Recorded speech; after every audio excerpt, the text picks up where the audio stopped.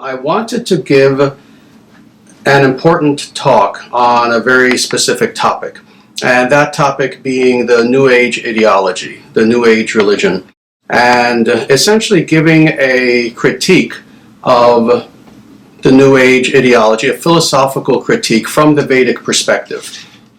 Something that a few people have done in small ways, but not really with the philosophical, let's say, accuracy and pinpointedness that really needs to be done. And I would like to, with your indulgence, just speak about this topic. And at that point, just open things up to questions. As you know, I never know what the questions are beforehand. I just kind of appear on here, and whatever the questions are, and I just do my best to answer them. But with your indulgence, does this sound like a good plan for today? Yes, absolutely. It was passed on to me, so we did prepare questions more on a New Age nature, even though, as you said, we didn't really have to. We just thought we would keep the central motif, and that's very welcome to have that open 20 to 25 minutes, however long it takes. All right, very good. Wonderful.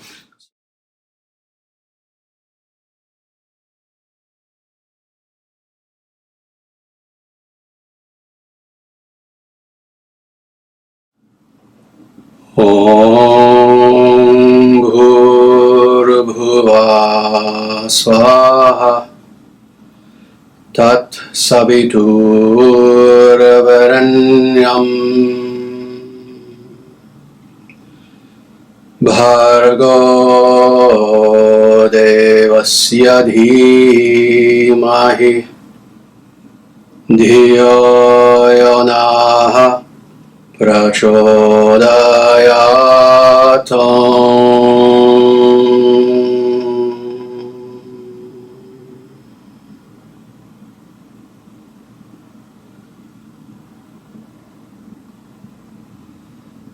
Lim Krishnaya Govindaya Gopi Janavalabhaya Swaha.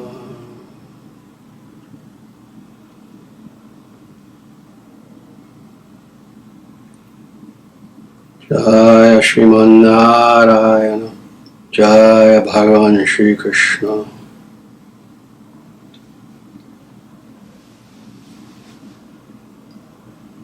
Very good. Well, again, thank you again for having me on.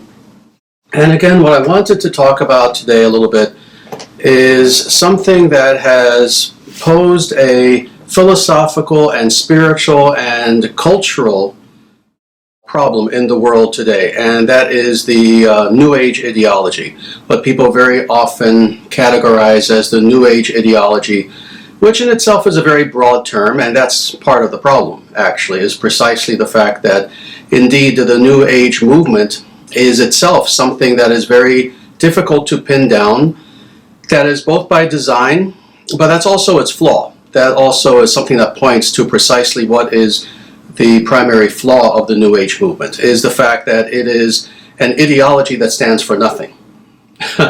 This is one of the problems of the New Age movement. Thus, when we say the New Age movement, truthfully today, there are very few people who would overtly call themselves New Age. In fact, thankfully, finally, after so long, after so many decades and really generations, interestingly, even a lot of people who really are New Age and New Agey, they themselves are in fact ashamed of the term, which in itself is a very interesting pointer to the fact that, yes, people recognize that there are indeed immense flaws in what is called the New Age movement, New Age worldview, etc. The very fact that most New Age people themselves would disavow the very term New Age.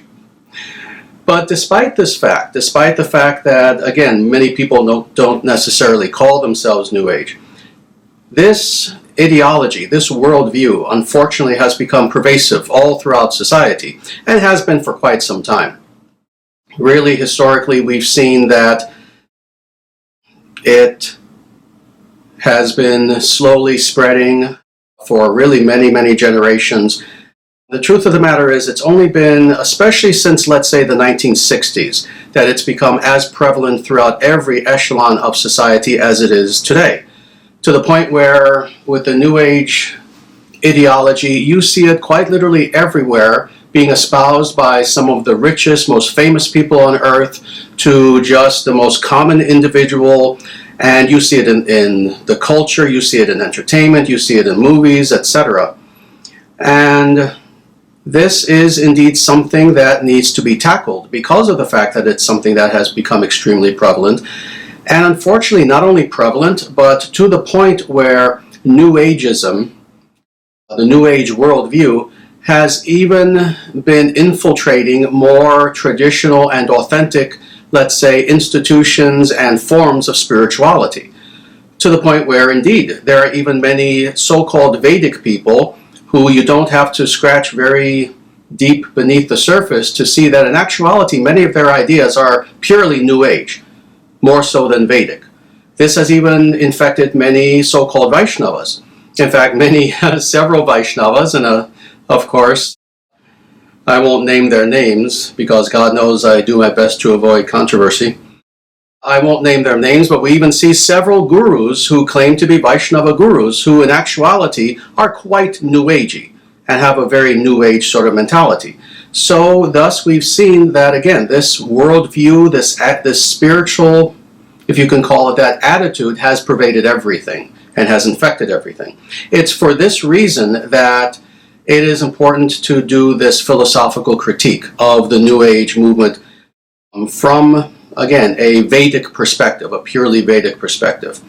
So all that being said, I just want to go very briefly, for those individuals who don't know this, into what are the historical origins of the New Age movement. And there are several. Most of them pertaining, interestingly, to America, because New Ageism, while you certainly can't say it's a 100% American phenomenon, it is indeed something that was formed in America, in the United States. Now, of course, it's prevalent everywhere, even in India, Asia, everywhere. There's no nation that has not been infected by this New Age sort of mentality. But it really is an American-born phenomenon. And there are several historical strains that have come together in the past roughly 150 years or so to bring about what today we call the New Age movement. Some of these include, for example, the New Thought movement, which was an alternative form of Christianity that started, again, in America in the 19th century, in the 1850s, 60s, 70s, 80s, etc. It's something that became more and more prevalent throughout the 20th century, and it's something that's still around, even though it's a movement that in itself has shrunken and gotten very small. It still serves as one of the foundations of the New Age movement, that is the New Thought movement within alternative Christianity. Another contributing factor was Theosophy, the Theosophical Society, which was founded by Helena Blavatsky. This was another source of what is today the New Age movement. Now, with Theosophy, interestingly, and I've had discussions along these lines with several other individuals, it's interesting how with Theosophy, on the one hand, much of the thought of Theosophy was essentially a mishmash of many different spiritual traditions on the one hand, so thus very New Agey on the one hand. On the other hand, with the Theosophical movement, they did indeed play a very important role in introducing, let's say, dharmic ideas into the Western world in the 19th century. So when it comes to the Theosophical Society, they did some very, very good things. So for example, they provided many translations of Sanskrit works for the first time. But at the same time, again, it was somewhat mixed with them. Many of their ideas much later on, via Annie Besant and people like this, again, started to become very New Agey, very wishy-washy, and rather than offering an actual alternative, a spiritual alternative for Westerners who were looking for something more substantial than Christianity, it instead began to serve an opposite purpose, and that is a purpose that led more to ideological globalism than anything, more into the 20th century. Another individual and organization that actually even more so than the previous two has served as a foundation to the modern New Age movement is Alice Bailey. Alice Bailey and her what is now called Lucis Trust. Now, for individuals who don't know about Alice Bailey, I'm not going to go very deep because my purpose is not to really talk about history, but look her up. Feel free to look her up. Look up Alice Bailey, look up her organization, the Lucis Trust, and you'll see that more than almost anything, Alice Bailey and her writings have served as the philosophical, if you could call it that, philosophical foundation of the New Age movement. She was someone who extolled the idea of a new world order, the idea of there being one world, one religion, etc., etc. She had a lot of really pretty kooky ideas, actually. More than anything, she herself was a Luciferian. And this is something that you don't have to even do that much research to very quickly discover about her. You remember the last time we went somewhat in depth into Luciferianism and how Luciferianism is in every way the very opposite of actual spirituality, because it is a celebration of ego, which is again the very opposite of what every spiritual, authentic spiritual tradition wishes to do. We don't want to celebrate ego. What we want to do is to rather transcend ego. Well, with Alice Bailey, interestingly, when she founded her particular organization and movement, initially, and again, this is not conspiracy theory, you can look this up, I believe it's even on Wikipedia, you can look this up anywhere, this is common knowledge. She decided to call her organization the Lucifer Trust. And that was the legal name of her organization for several years. I forget exactly how many. It wasn't very long, because very soon after she realized that that was not a very good marketing ploy on her part. So she legally changed the name of her organization from the Lucifer Trust to what it is now called the Lucis Trust, which is still kind of a play on words on the term Lucifer. But in any case, Alice Bailey certainly has served as one of the philosophical foundations of the New Age movement, the modern New Age movement.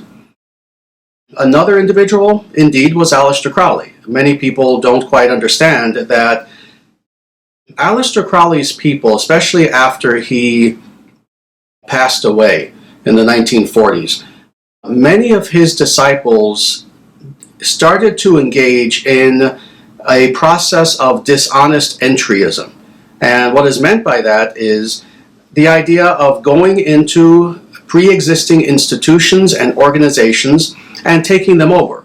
This is something that, again, Aleister Crowley taught. It's something that he tried to do in his lifetime, in a few cases successfully, but it's something that his disciples, after his death, continued to engage in extremely successfully. And again, this is something that very few people know, but you just have to do a touch of research, and all the information is there at the tips of your fingers. Followers of Aleister Crowley, for example, they entered into the Catholic Church. Several of them became Catholic priests and ended up going pretty high into the hierarchy, just getting promotion after promotion. They went into many other different movements, but they also served as one of the foundations of the modern New Age movement. And the modern New Age movement meaning especially post-1960s. Finally, I mentioned the 1960s, and this was a very important era during which you can see a demarcation in the New Age movement itself. Essentially, if you look at New Ageism, the New Age worldview, you can make a historical demarcation between, on the one hand, pre-1960s New Age worldview versus post-1960s. And certainly what we're experiencing today is the post-1960s New Age worldview, in which there was an interplay between all the various social movements that were going on during the 1960s and the New Age movement, where they fed into each other, supported each other, etc. The New Age movement transformed American culture and politics, and then vice versa. the New Age movement itself was in some ways transformed by the values, or one could say anti-values, of the 1960s, including the ideas of relativism, of moral relativism, the idea of subjectivism, etc., etc. So in many ways, the New Age movement itself became altered in the 1960s. Now, all that being said, one thing that I need to talk about, which is central to our understanding of the New Age movement and why the New Age movement is indeed such a negative thing, is that another important element of the New Age movement is indeed authentic Vedic and Dharmic spirituality. In other words, all throughout the history of the New Age movement, one thing that they have been guilty of and are guilty of to this day is essentially spiritual theft, is essentially a type of spiritual appropriation. You know, we talk about cultural appropriation all the time today. Well, the New Age movement and the individuals involved in the New Age movement have been guilty of spiritual appropriation. And what is meant by that is many of the good ideas that they have contained within the New Age movement, the ideas that actually do attract people to the New Age movement, are not theirs. Rather, they're stolen. They're ideas that New Age individuals stole from Vedic spirituality and then other forms of Dharmic spirituality, Buddhist, Jain, etc. And this is one of the difficulties of the New Age movement, is this type of theft that has occurred, this spiritual appropriation, where they've taken ideas, some practices, even many of the terms that originally belonged to the Vedic tradition. They've stolen them, repackaged them, and claimed them as their own. So, I can give a very, very long list, but just as a few minor examples of this. The idea of karma. Well, karma is not a New Age idea. Karma is Vedic. Karma is Buddhist. More than anything, however, karma is Vedic. The idea of reincarnation. The idea itself of meditation. Certainly, while you find some traditions of meditation throughout the history of the Western world, a little touch in Christianity, especially Orthodox Christianity, etc., meditation as it is now, let's say, packaged by the New Age movement, came directly from Vedic spirituality. Yoga, for that matter, another example of something that at one time was pure and authentic, a part of the Vedic tradition, which has been taken over by New Age spirituality to the point where, unfortunately, today, when people in the Western world especially, when they think of such things as yoga or karma or reincarnation, rather than associating these terms, practices with their ancient forebears, with, again, the Vedic tradition from whence all these various things arose, now in the minds of the popular masses, when they hear, oh, karma, reincarnation, yoga, they tend to think of a half-drugged out New Age hippie in a commune practicing these things, rather than what they should be envisioning, which is a pure and humble and very disciplined yogi engaging in all of these activities. So this is something that the New Age movement is extremely guilty of, and that is spiritual theft. That they took these ideas from a specific tradition, the Vedic tradition, arguably from the Buddhist tradition too, but really these all are ultimately traced back to the Vedic tradition. They took all of these elements, they took them for themselves, they reworded them, they skewed them in a variety of ways, they repackaged them, and they are quite literally making money. The New Age individuals, teachers, etc., are making money from our spiritual heritage. And this is something that they are guilty of, and it's something that has to be brought to people's attention. Now, what are some of the, let's say, negative aspects of New Ageism, of the New Age worldview? Several things. Unlike, again, authentic spirituality, New Age spirituality, as we've seen with New Age people, because all of us have encountered New Age people. It's, for anyone who is a sincere, good, and authentic individual, it's always a bad encounter. Because what do we find? What we tend to find when we speak to individuals who are very deeply involved in the New Age movement, we tend to find individuals who wish to celebrate the ego in every way. We find people who are self-centered. What we find is a type of spiritual hedonism. Another thing that we see with New Age so-called spirituality is that, interestingly, and I've seen this all my life, I mean quite literally, because the New Age movement has been around for a very long time, and I've had to encounter such people since before I was even 10 years old. One thing I have always noted about these people, whether you watch their YouTube videos, whether you read their books, etc., they never mention God. And if they do, it's just in passing. Or it's simply to tell you that you are God. But these individuals have no devotion. They have no interest in knowing God.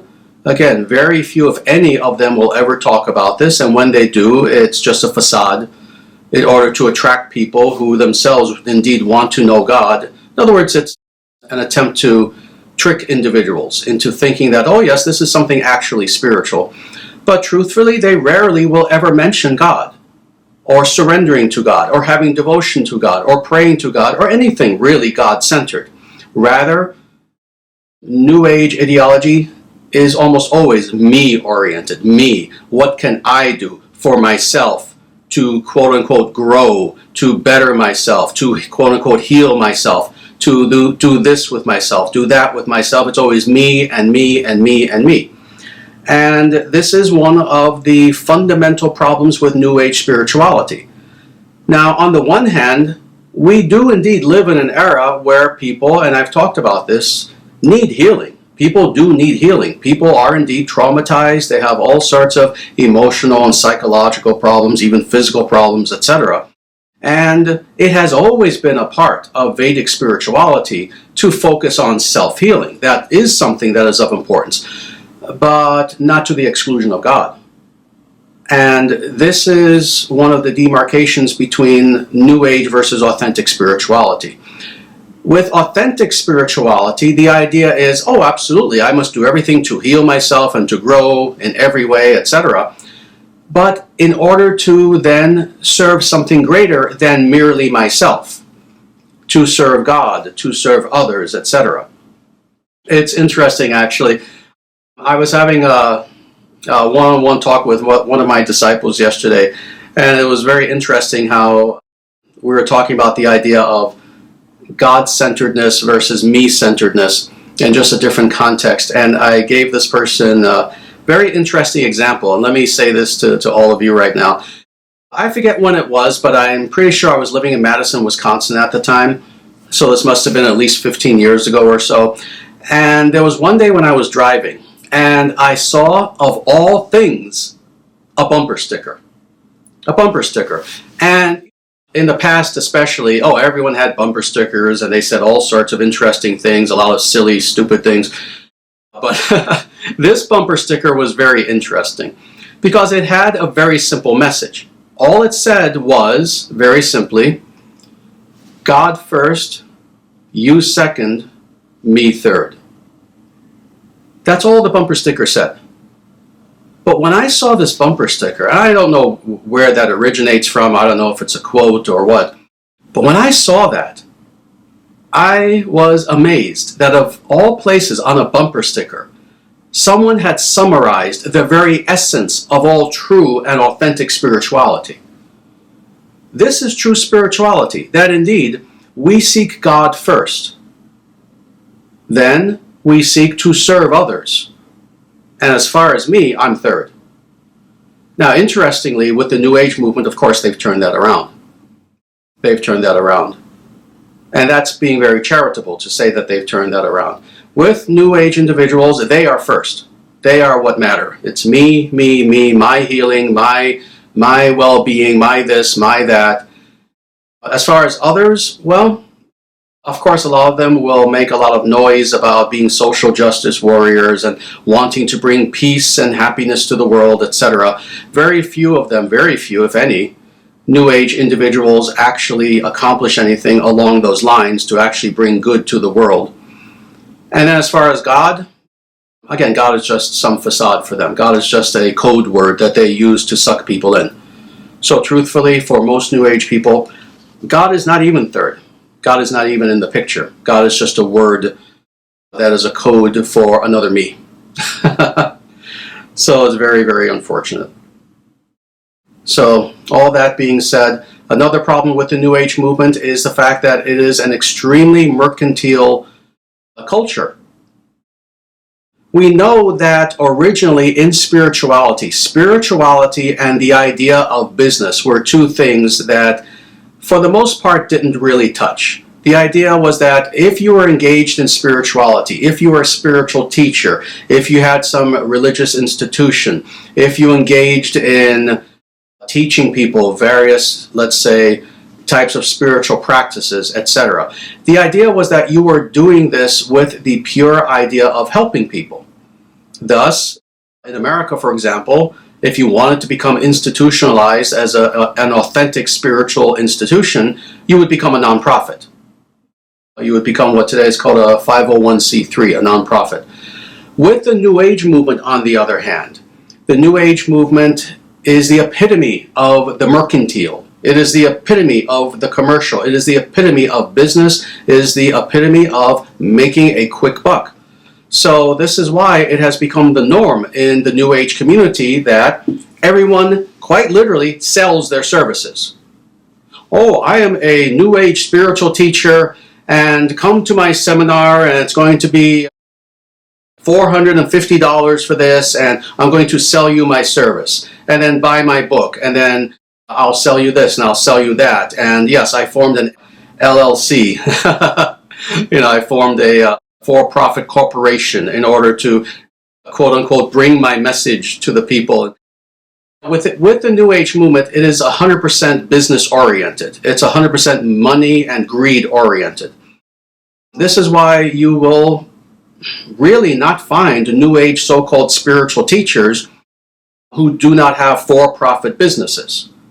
Now, this is very different from authentic spiritual teachers who, while on the one hand, certainly even spiritual teachers, and people don't quite understand this, spiritual teachers have to eat too. However, they derive their money from charity. That is, individuals will, of free will, give a donation to them. That's been the case since the beginning of time, and there's nothing wrong with that. But the idea of running a spiritual ministry or a spiritual teaching project as a for-profit business is something that is a foreign concept to authentic spiritual people. Yet in the New Age movement, their entire culture, their entire community is predicated upon the idea that spirituality is a business. And this is something that is extremely unethical. What we have seen over the years, interestingly, is that with the growth of New Age spirituality, even though the promise among New Age people has always been that, the more that our ideas pervade society, the better things will get, socially, politically, spiritually, in every way. Instead, what we have seen, and this is one of the greatest evidences of the failure of the New Age worldview, what we have seen is that the more New Agey people have become, the more New Agey culture and society has become, things have gotten worse, not better. The promise in the 1960s, especially when, again, the New Age movement and the various movements of the 60s, when they coalesced together, the promise of New Age teachers in the 60s was that the more prevalent that their ideas became in society, the better things would become. The more civil people would be, the more courteous people would be, the more joyous people would be, the more understanding and tolerant and nonviolent and on and on and on people would become. That was the promise in the 1960s among New Age spiritual teachers. Instead, what we have seen, and nobody, unless they truly are truly deluded or truly lying, no one can deny the fact that since the 60s, everything's gotten worse. Everything has gotten worse. In America, in Europe, throughout the world, people have become more materialistic. The culture has become worse and worse and worse. People have become more unhappy. More people are on antidepressants, etc., etc. So this promise of the New Age movement that things would get better has been a lie. There are just several very specific points of New Age ideology that I want to address very quickly. And truthfully, with each one of these points, we could speak for an hour, but I promise you that we won't. I just want to go through this somewhat quickly. But these are some of the, and it's hard for me to use the term philosophical in terms of the New Age movement, because there's truly nothing philosophical in the New Age movement. Not legitimately so, not in any way that anyone who has taken a philosophy 101 class even would even recognize as actual legitimate philosophy. But let's just say, we'll use that term philosophy. There are several foundational philosophical propositions and elements and beliefs that are there within the New Age ideology that I just want to go over a little bit and critique a little bit. The first of these is that you are your own authority and source of truth. Well, this is indeed one of the foundational understandings, one of the foundational beliefs of the New Age movement, is that we are each our own authority. And so many people have bought into not just this, but all the other various things I'm going to point to in just a short time, that it is absolutely horrific that individuals today do not trust the idea of authority, do not believe that there can be an authority on any topic whatsoever outside of our own speculation. And again, this is one of the foundational elements of the New Age movement, which is why this has become so prevalent all throughout society. Well, several things to be said about this. First of all, we are not our own authority. The very idea that we are our own authority falls apart when we understand that being the case, then what we have is a multiplicity of authority, and rather than authority itself having any meaningful sort of foundation, what ends up happening is that there is no authority. So rather than each of us being an authority with a multiplicity of authority, what we are really saying is there is no authority. And there being no authority, there is no source of truth. Now, this is a difficulty, because if truth is unsourced, then truth cannot be verified. And if truth cannot be verified, truth cannot be followed.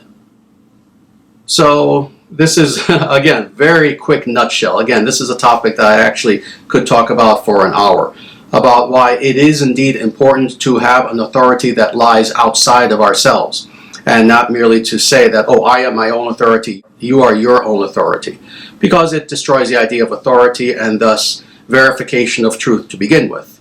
So what it does is it undermines truth itself. If everyone is their own authority, then there is no truth. And if there is no truth, then there's no purpose even for the New Age movement, what to speak of any form of spirituality, if there is no truth to seek. So that's the first thing. Another claim that the New Age movement makes is that we are indeed our own guru, which goes along epistemologically with the first claim. We hear this all the time now, and this has only become prevalent, again, maybe in the last dozen years or so, something like that. That, oh, I don't need a guru or an authority or a source of knowledge, someone to verify whether I'm on the correct path, whether I'm simply following my ego versus being on the correct path. I don't need some sort of individual to tell me this. Rather, I'm going to follow my own authority. I'm going to become my own guru. Well, I've talked about this several times. The problem with such thinking is that anyone who feels that they are their own guru has a fool for a disciple. This is the difficulty with being our own guru, is that we have the ability and the tendency to lie to ourselves. Thus, when we're trying to assess whether either philosophically or in practice we are on the right path, our ego will intervene. And rather than being our own guru, for whatever that means, rather it's our false ego. It is our illusion that becomes our guru. And that's what we end up listening to. So what ends up happening when we start listening to this so-called guru who is somewhere hidden in ourselves as ourselves, what ends up happening is that we are told by the false ego that all of the wrong things that we're doing are the right things. that all of the wrong ideas that we have, all of the wrong values that we have are in actuality the right values. So of course we end up lying to ourselves. If we try to become our own guru, we're going to have a liar for a guru, in other words. So again, this is why it is crucial that our source of truth, as well as verification of truth, be an individual who is outside of ourselves, someone who we know has the ability to indeed know truth and convey truth, and who can verify for us whether what we're doing is right or not, whether this specific form of meditation is something that will lead to something good, whether philosophically we're on the right page, etc., etc. So, again, something that's very, very important. Another element of New Ageism that has now become prevalent throughout almost every single sector of society and so many hundreds of millions of individuals who we see today is this: emotion over philosophy. The idea of mistaking emotion for legitimate spiritual experience. So as we know, individuals today have become extremely emotional. We are encouraged to listen to our emotions. We're encouraged to blow our emotions all out of proportion in importance and to feel that emotion is everything. Emotion outweighs philosophy, emotion outweighs logic, it outweighs reason, it outweighs quite literally what we detect empirically, what is there right in front of us. If we see something and it's right in front of us and it's presented as an empirical fact, but emotionally it does not jive with us and we don't like it, we will go with our emotions rather than what we're seeing with our own eyes, what our own intellect and intelligence is telling us. And this has been an aspect of the New Age movement, unfortunately, that has conquered all of society. This began with the New Age movement, that somehow they equated emotion with spirituality. Oh, if it feels good, it's spiritual. If I'm happy with it, it's spiritual. If it's something that makes me feel satisfied, it's spiritual. If it's something, on the other hand, that challenges me, oh, that's something I have to stay away from. Well, unfortunately, spirituality challenges us. And so as a result, many, not just New Age individuals, but people in society today, rather than allowing themselves to be challenged and thus grow spiritually in an authentic and legitimate way, they're afraid of challenge. They're afraid of being quote-unquote triggered. They're afraid of, again, something not jiving with them emotionally, and they will always side with their emotions. Well, this is something that has led to tremendous unhappiness, to tremendous mental unhappiness, etc. And the source origin of this idea of emotion over truth is something that indeed originated from the New Age ideology, the New Age worldview. So, let's go on to just a few more of these foundational ideas of the New Age movement before we lead to the conclusion of my talk. Another important element of the New Age worldview is moral relativism. And you see how all of these are linked. You see how they ultimately are all linked to the idea that, well, we all have our own truth anyway, so nothing is true, nothing really matters. Well, this idea of moral relativism, the idea that, oh, morality is just a human construct, ethics is just a human construct, there is no right, there is no wrong, there is no good, there is no bad, there simply is the moment and what you choose to do in the moment that is good for you as an individual. That too is ideologically one of the foundations of two things, interestingly. Both the New Age movement, but also Luciferianism, Satanism. This is the ideological foundation of them both. The idea that, yes, morality is something that you just make up. And you have your idea of what's evil and what's good, and I have mine, and they're all legitimate, etc., etc. Well, of course, what is the logical consequence of moral relativism? Jeffrey Epstein, to use a name, is the consequence, the logical consequence of moral relativism. Pedophilia, human trafficking, individuals being killed en masse. This is the result of moral relativism. You see, if we follow the idea that, well, we all just have our own truth and good and bad are just meaningless constructs, etc. Well, then at what point do we stand up for justice? Indeed, what is even the very philosophical foundation by which we should stand up for justice? See, interestingly, many of the individuals who are moral relativistic New Age people, many of these individuals also tend to be so-called social justice warriors. Well, wait a minute. On the one hand, there is no good, there is no bad, there is no such thing as evil. Everyone just makes up their own rules on the one hand. But then on the other hand, you claim that you want to stand up for justice. Well, who determines what is justice? You see, following this New Age ideology, well, don't I have my own version of justice that might be different from yours and different from that person and that person and that person, and it's all ultimately a meaningless concept anyway, this idea of justice? And yet, hypocritically, many of the individuals who are followers of the New Age worldview and who will tell you that, oh yes, good and bad are an illusion, they also tend to be social justice warriors. They also tend to be individuals who claim that they are fighting against what is wrong. But then there is no wrong. But then they're fighting against wrong. Thus, it leads to this schizophrenic sort of hypocrisy, philosophically, on the part of New Age people, social justice warriors, etc., where they don't believe that there is evil, yet they're fighting evil. They don't believe that there is a good, and yet they claim that they're fighting for good. And what ends up happening is they end up instead veering themselves toward the evil, thinking that they're fighting for good, and thus bringing more harm to the world than good because of their own intellectual and spiritual confusion. All this being said, just a few more things, because truthfully, again, this is a talk in which just each one of these philosophical foundations of the New Age movement is something that we could easily spend an hour, probably several hours with several of these, just dismantling, demolishing, deconstructing, and showing just how absurd and nonsensical they are. But we're just going to go through one or two more of these.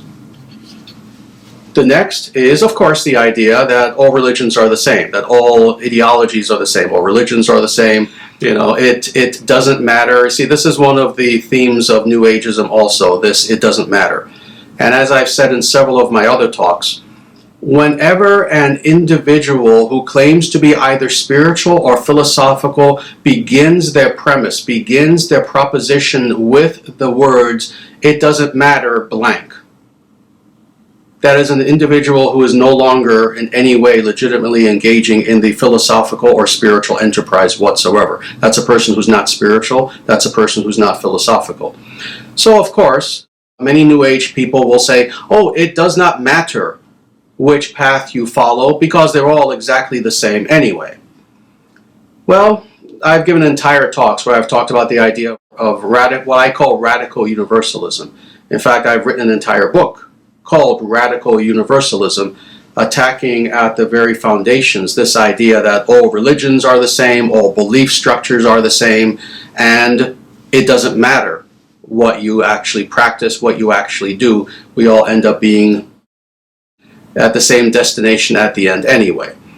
Well, this is something which in itself, interestingly, even though I was one of the first people, very long time ago, decades ago, to begin attacking this idea of radical universalism, interestingly, I'm no longer alone. Now a lot of people I've seen have now come to the same conclusion, that this was something that was nonsensical to begin with and never made sense. Religions are not all the same. That is something which all you need to do is study religion in any sort of serious way to immediately see that they are not all the same. And more so than simply their structure and practice, what you can see is their very goals are not the same. And that's more foundational than anything. This is what destroys the idea that religions are all the same. They cannot be the same if their very goals themselves are not the same. And again, for anyone who studies religion in even the most cursory sort of way, just beginning to study religion, if you begin to study the authentic religious traditions of the world, that is the major world religions, immediately you see this, that the goal of Vedic spirituality is not the same goal as Buddhism. The goal of Buddhism is not the same goal of Jainism. And again, I wrote an entire book about this where I go very in depth, and I talk about what the various goals are and how they do not touch. They have nothing to do with each other. My book is called Radical Universalism. You can get it on Amazon, I believe. The goal of the Dharmic religions is radically different from the goal of the Abrahamic religions. What is the ultimate purpose, the ultimate goal, the ultimate destination toward which an individual following Dharma wishes to achieve? That is something radically different from what a Jew or a Christian or a Muslim wishes to achieve. They are not the same. So this being the case, understanding it in this way, not just looking at the structure of the various religions, but the goals of the religions, this is how we know that religions are indeed not the same, if the destinations are different. If my goal is to get to New York, and another person's goal is to get to Los Angeles, and another person's goal is to get to Tokyo, and another person's goal is to get to Mars, you cannot say that, well, just jump on whatever vehicle is available to you and you'll all end up in the same place. That is nonsensical, that is absurd, that is a claim that cannot be sustained by anyone who has an IQ above 40 and anyone who has any sort of intelligence to them. So religions are indeed not the same, but this is one of the foundations of New Age spirituality. But just a few things I want to say somewhat in conclusion. And that is this. New Age people tend to make this false dichotomy. And you hear this all the time. Again, so many New Age ideas have become central to Western culture to the point where you hear these things all the time. Thus, you'll hear an individual say, oh, I'm not religious, I'm spiritual. Thus creating this false dichotomy between religion versus spirituality. And in actuality, that is not the actual dichotomy that we should be looking at when we are discussing anything spiritual. Rather, the actual dichotomy that we should be looking at is fraudulent spirituality versus authentic spirituality. And looking at this dichotomy is much more meaningful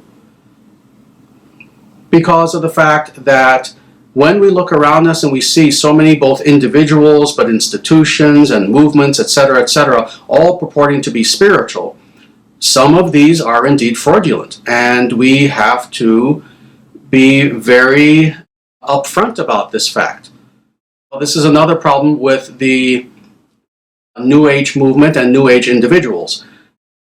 Interestingly, another foundation of the New Age worldview is non-judgment. Oh, you shouldn't judge anything, you shouldn't judge anyone, doesn't matter what a person does, you should not judge, you should not judge. Yet, interestingly, many people have noted that New Age people tend to be among the most judgmental human beings conceivable, which is why people don't like anyone who's too New Agey. They tend to stay away from them because they themselves are very, very judgmental. But if we are indeed to practice spirituality in a real way, we need to be able to judge what is fraudulent spirituality and who are fraudulent spiritual teachers versus the authentic spirituality, authentic spiritual teachers, etc. Now, interestingly, as I go on about the New Age worldview, we have to keep in mind this very, very important point, and that is the fact that while the New Age ideology, and one could say the New Age religion itself, is something that is extremely and fundamentally flawed in so many ways, we need to also understand that there are many individuals involved in New Age spirituality who themselves are quite sincere, who themselves are quite good people. And their involvement in the New Age worldview, the New Age community, is just more due to innocence than anything. They have been scammed, and they don't know any better. There are many individuals who they begin their spiritual pursuit knowing really nothing, and that's not their fault. We live in a society that doesn't teach spirituality or religion or even encourage it in any meaningful way.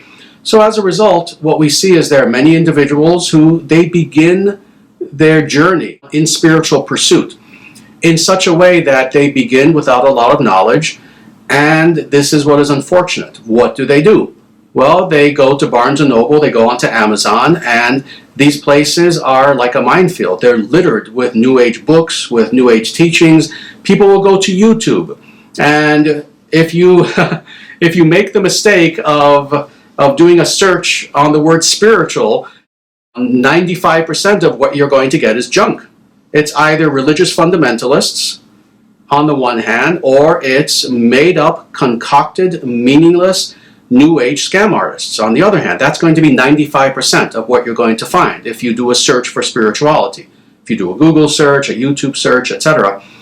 So for many of these individuals, even the more sincere ones, this is how they'll start off, with somewhat New Agey sort of ideas. But we have to keep in mind that many of these individuals, millions of them, really are quite innocent. And they really are looking for truth, and they're just doing their best. And this is what they found. They found Marianne Williamson. They found someone being pushed by Oprah Winfrey.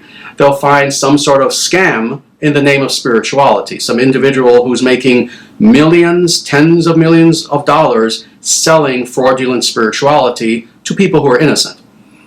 So we need to have compassion toward individuals who find themselves in this position. And what we need to do is reintroduce them to authentic spirituality. So for individuals who find themselves having been attracted to and entrapped by more New Age ideas, I just want to give a little bit of advice to these individuals. First of all, have the humility, have the integrity to indeed seek out authentic spirituality. Authentic spirituality. And what do I mean by authentic spirituality? Because you've seen I've used this term quite a bit now, authentic. Well, there is a definition of what is authentic versus inauthentic. Authentic spirituality is a spirituality that is rooted in something ancient. So if it's some so-called spiritual teacher who came up with some new idea, some new technique that's going to revolutionize your spiritual understanding, and this person came up with this 10 years ago, 15, 20 years ago, that's fraudulent, that's inauthentic. Rather, by authentic spirituality, what is meant is that we need to embrace that which is the most ancient, that which is indeed traditional, that which indeed is time-honored, time-tested, and as a result of which, throughout all of history, thousands of individuals have actually attained enlightenment by following these ancient practices. So this is what I mean by authentic spirituality. If you have found yourself enamored by the New Age worldview, put that aside, start looking for that which is the most ancient. And what does this mean? Put the vast majority, not all, there are some modern writers who are quite good. There are a handful. Very few, but there's a handful. But for the most part, most modern writings on spirituality is junk. It's just recycled, and again, riddled with New Age, fraudulent sort of ideas. Rather, if you're going to read the most ancient of works. Read the ancient scriptures. Read the Vedic scriptures. Read the ancient Buddhist scriptures. Read Jain scriptures. Yes, read the Gospels. Read things that are time-honored and very ancient. Read Plato. Oh, Plato is wonderful. I've read quite literally everything Plato has written, 27 dialogues. And there is so much actual wisdom, actual knowledge, actual guidance, practical advice, as well as philosophical advice that are available in the ancient writings. So this is what I would suggest to people. Indeed, read the scriptures. Don't read someone who's been pushed by Oprah Winfrey. Don't read the more modern books by fraudulent spiritual teachers. Rather, go back as far as you can. Truthfully, this is a very simple yet true way of understanding what you should be reading. The more ancient it is, the better it is. The more ancient it is, the more authentic it is, because the purer it is. So try to read ancient actual scriptures. Another thing is, don't be afraid to derive knowledge also from authorities outside of your own speculative nature. In other words, seek a guru, a real guru, a true guru, an acharya, someone who is teaching by example, someone who knows what they're talking about, someone who themselves epitomize authenticity. And this is not the topic of this talk today, so I'm not going to go in depth into what is a real guru versus a fake guru. But I have a video on what is indeed an authentic versus a fraudulent guru. If you simply go to Dharma Nation, look up that video of a talk that I gave on how precisely you know what is a true guru, please take a look at that. This is, in essence, what an individual needs to do if they wish to practice and experience authentic spirituality and true spiritual states versus just fantasy and imagination and emotion, is they need to embrace the ancient. They need to embrace that which is truly authentic. They need to go to these traditional scriptures and study them under the tutelage of someone who is an authentic authority, someone who can explain these scriptures to them well and who can guide them spiritually. So with that, hopefully we ended with some good practical advice. I will perhaps end there for now because I don't want this to be too long. And hopefully this talk will have been helpful, especially for New Age individuals who have some sincerity to them and really want to embrace a form of spirituality that will truly change their lives and not just give them the illusion of change and just some emotional good feeling, but without being rooted in anything real. So with that, thank you very much for listening to this, and do you have any questions for me? Yes, actually, that was incredible. What was really amazing was how we wrote most of the questions on the topic of New Age, and almost in a guided method, you answered every single one of them in order just by giving the talk. Well, I'm very happy that you said that. Yeah, I tried to be very thorough with the talk. Yeah, I'm glad that you found this valuable. But yeah, if you have any other questions that I didn't touch on, yeah, please feel free to ask. As a follow-up, very briefly, if you do still have the time, regarding, you mentioned the New Age movement finds a lot of its roots in Christianity, or at least some of the New Age movement finds its roots in some of Christianity, if I didn't mishear you. What are like the key differences between Abrahamism and New Age movement, which might actually be too long of a question? However, of course, it is indeed the case that much of the New Age movement has been dependent upon certain elements of Christianity from the past, but also very specifically Abrahamism, that is the Judeo-Christian, let's say, tradition, for lack of a better word. As far as what those have been, again, it's been more than anything in the same way that they have stolen many of the more positive elements of Vedic spirituality and then kind of inverted them in a very disingenuous and very harmful sort of way. This is essentially the same relationship that they've had with Christianity as well. And this is why, just as an aside, but something important to talk about, this is why so many people have noticed that the New Age worldview is indeed a mixture of good and bad. It is a mixture of good and bad. It has to be. If there were no good in the New Age movement, no one would be attracted to it. This is why it's been said, actually, and I've read this several times, several places, that, for example, with cults, when you encounter a cult, anything from 85 to 90% of what a cult will say is probably true. It does indeed jive with you when you hear it. It has to be, because if everything that they said was untrue, no one would be attracted to a cult. So what they do is 85% of what they say is true. You get sucked in, but then it's that other 15% that ends up harming you.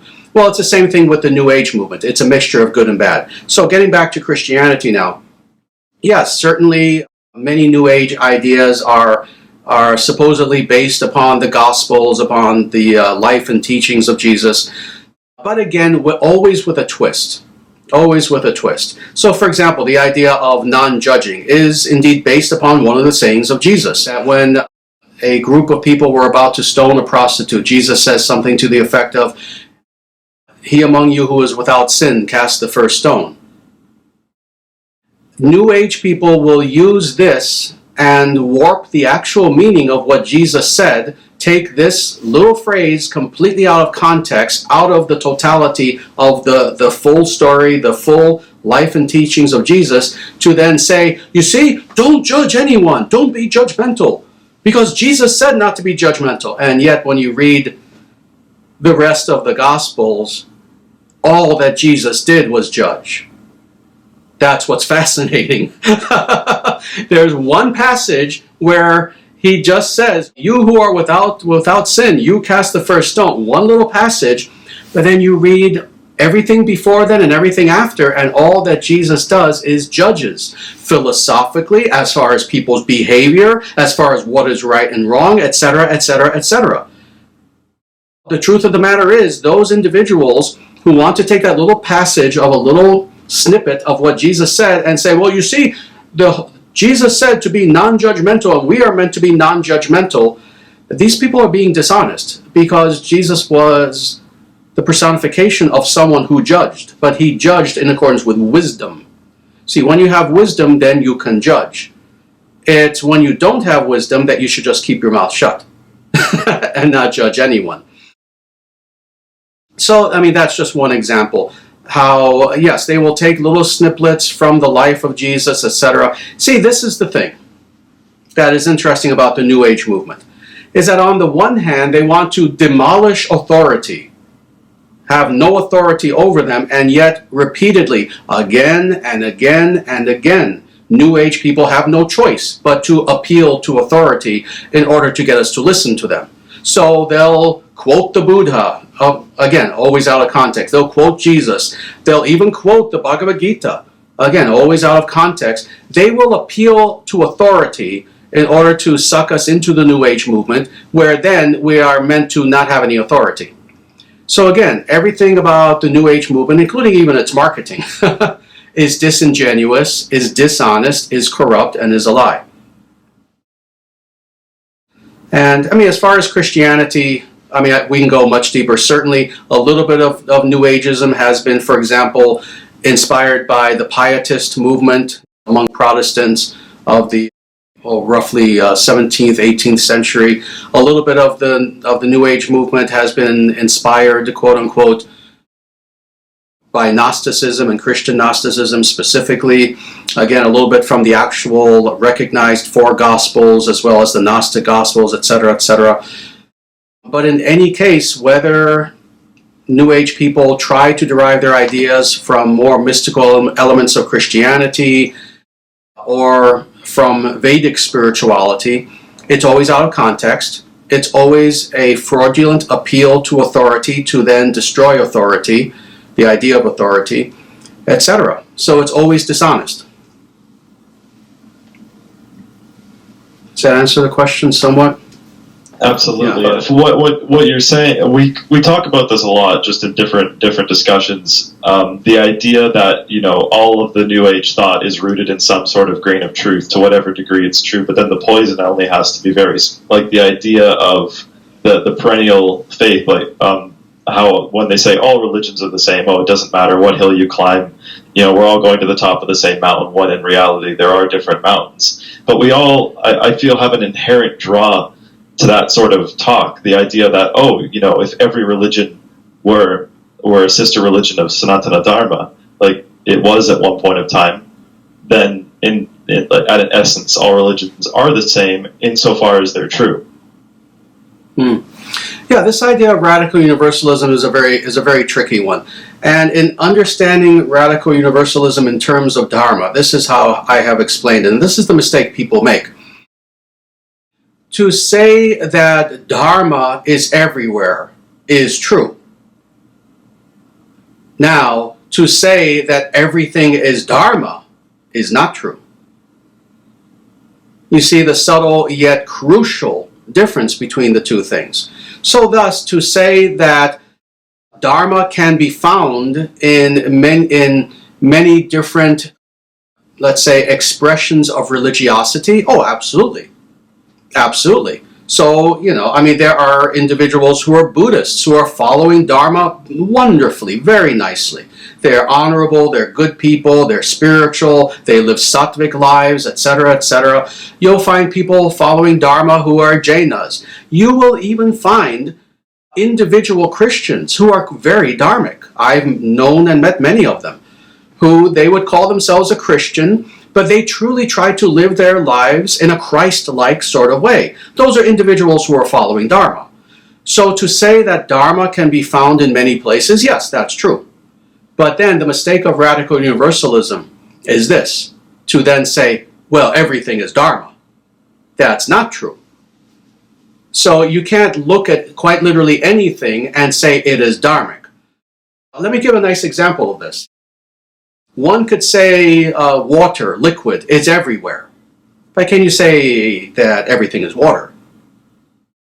You can't. There's a distinction between the two. You can say that, yes, liquidity is everywhere. If you look at anything, ultimately, if you look closely enough, you'll find some sort of liquid that's there. It can be a solid object, but there's some little element of liquid that's there. But if you're looking at a car and you say, oh, that's water, that doesn't make sense. If you look at a person and you say that's water, that doesn't make sense. In the same way, Dharma is everywhere, but not everything is Dharma. So, for this reason, yes, there are many religions that are, in fact, anti-dharmic, that are the opposite of Dharma. Not only are they not practicing Dharma, as a religion, as a worldview, not only is Dharma not present there, in certain religions, ideologies, philosophical structures, etc. But in fact, they are themselves the opposite of Dharma. And some very easy examples are, for example, atheism. Atheism is an ideology, it's a philosophy, it's a worldview. But it's the very opposite of Dharma because atheism teaches us that we are indeed materiality, and materiality is the full substance of all reality. Well, that's the opposite of what Dharma teaches in every way imaginable. Luciferianism, Satanism, Aleister Crowley, like I spoke about last time, in every way imaginable, is the opposite of Dharma. And with our last talk, we only talked about a few of the elements. Truthfully, we could go down a full list, a long list, of how Luciferianism is literally the opposite of Dharma. For that matter, and let me just be blunt about this, there are some religions, large religions, that are the opposite of Dharma. So again, the Abrahamic religions, and I've said this very openly both in my writings and my talks, not just the Abrahamic religions, let me state this philosophically. Abrahamism, in its essence, is the very opposite of Dharma in every way. And that includes Judaism as an ideology, as a worldview. It includes much of Christianity, not all of Christianity, because I have said that Christianity is mixed. There are elements that are Abrahamic, and then there are elements that are dharmic. And this is why throughout the history of Christianity, you've seen great evils in Christianity. You've seen the Catholic Church as an oppressive and corrupt force. You've seen fundamentalists, who see everyone around them as infidels. You've seen serious Abrahamism among some aspects of Christianity, but then there has always also been those individuals in Christianity who really did try to follow Jesus, Jesus himself was a Dharma master. I've talked about this. I've written about this. He himself was a follower of Dharma. Prabhupada said this. Prabhupada said Jesus was our guru. So if you call yourself a Christian and you are truly trying to follow in the footsteps of Jesus, you are following Dharma. But if you call yourself a Christian and you're some sort of fundamentalist or something like this, or you're too reliant upon the Old Testament for everything, then at that point you are Abrahamist. So Christianity is mixed. And then finally, Islam. Islam is 100% Abrahamist, 100% anti-dharmic. So it is impossible for a person to have full fidelity to Islam as Islam is taught in the Quran and in the Hadith, in the sayings of Muhammad. It's impossible for a person to follow Islam in this way and claim that they are following Dharma. So yes, religions are not all the same. by any stretch of the imagination. Some are anti-dharmic. Some are anti-truth. Well, that answers that absolutely completely. And like I said, thank you so much for the longer talk. As I can, if you just wanted a little bit of a laugh, I can send you the original question list from the New Age topic, and you'll see how almost methodically you went through one after the other in order, addressing every single question we intended to ask. Well, very good. I'm very happy that I was able to do that. And again, I think that one of the main reasons why that may have been the case is because while I may have been one of the first people to talk about this topic and many of the topics that we've talked about, the many times that we've met, I may have been talking about this starting 30 years ago or 35 years ago, but today I'm not the only person who's thinking along these lines. And this is why we have to be very optimistic. This is just a personal aside, but let me tell you, 35 or so years ago, it was very lonely. Being one of maybe the only person speaking about spirituality in the way that I do. And that is, again, stressing authenticity and being very upfront about what is actual spirituality, what is not, what is actual truth, what is not, etc. 35 years ago, I was basically alone. There was no one else really who came to my aid. Today, on the other hand, it is incredibly heartening to know that there are many millions of people who are now thinking along the same lines that I am. So, for example, with myself, there was never a time when I was taken in by New Ageism, ever. Even at the age of 10, I realized that this was silly. Even at the age of 10, I realized the difference between made-up spirituality, where someone was just trying to sell me something, versus something ancient and authentic and real. I always understood that. But now, it is wonderful to see that so many other people, really millions, are awakening and seeing things along the same lines that I do. Indeed, it is a great awakening that is now occurring, where people are waking up and realizing what is truth versus what is falsehood, and more, realizing that we have been kept in a state of falsehood for generations and by design. And now people are starting to wake up and realize, I don't want to live a life of falsehood anymore. I want a life of authenticity. So I'm very glad that we're on the same page. Yet again. It's almost a permanent synchronistic tendency with our interviews. We seem to always discuss the topics everyone I know just happens to be discussing before we even bring them up. Thus, this is why we will do great things together.